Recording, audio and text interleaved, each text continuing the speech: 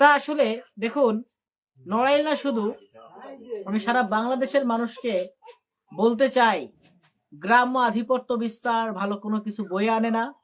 এটা কিন্তু তার একটি জলজান্ত উদাহরণ এবং দৃষ্টান্ত। কারণ এই যে ক্ষেতের দেখলাম অনেক ফসল, মানে চোখ জুড়িয়ে যাচ্ছে, এক প্রান্ত থেকে এক প্রান্ত সরিষা পেকে গেছে, তুলে বাজারজাত করা সম্ভব, সেই সরিষা তুলতে কেউ সাহস পাচ্ছে না বা কেউ আসছে না। এমনকি আত্মীয় স্বজন যে যে হেল্প করবে সেটাও হয়তো করার সাহস পাচ্ছে না, কারণ সবার একটা মান সম্মান আছে।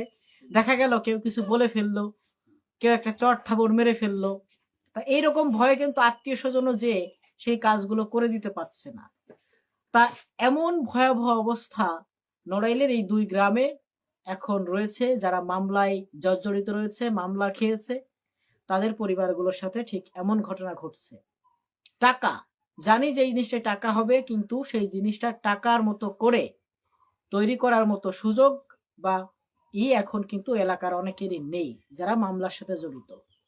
তা বিষয় হলো, আপনারা যারা নড়াইল থেকে লাইভটি দেখছেন বা দেশের বিভিন্ন জায়গা থেকে দেখবেন, আপনাদের দৃষ্টি আকর্ষণ করছে এবং এই ঘটনাটি তুলে ধরার কারণ হচ্ছে এই যে কোনো কিছুই, গ্রাম্য আধিপত্য বলেন বা কোনো রাগান্বিত হয়ে কোনো সিদ্ধান্ত নিয়ে কোনো খারাপ কোনো কিছু করা ঘটানো, এগুলো আমাদের জন্য ভালো কিছু বয়ে আনে না। যেমন এই যে নড়াইলের বড়কোলা গ্রাম এবং চাঁদপুর গ্রামের কয়েকটি পরিবারের সাথে এখন যেটা ঘটতেছে, আসলে এগুলো ভাষায় প্রকাশ করার মতো না।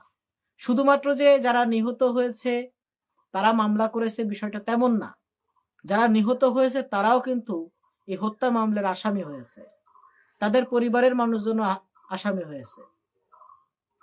কারণ দুই পক্ষেই কিন্তু নিহতের ঘটনা ঘটেছে। তা সেই ক্ষেত্রে ওরা এদেরকে মামলা দিয়েছে, তাদের যার ভাই মারা গেছে সেও দেখা গেছে যে এখানে আসামি হয়েছে। তো বিষয় হলো, এখানে দেখেন যারা নিহত হলো তারাও কিন্তু মানে ভালো আছে বেশি একটা তা না, তারাও কিন্তু মামলাকে ভয় করে এলাকার বাহিরে আছে অনেকেই, বা অনেকে সাহস করতে পারছে না এলাকায় থাকার।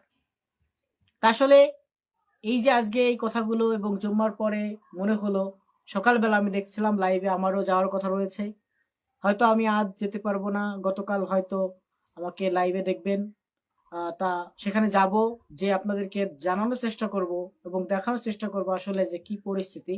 এখন হয়তো অনেকে ভাবতে পারেন যে আসলে না, আমি হয়তো আমার মন গড়া বলছি বা এরকম কোনো কিছু ঘটতেছে না, ঘটে নাই, তেমনটা না, এবং সেটা প্রমাণ হবে। আমি হয়তো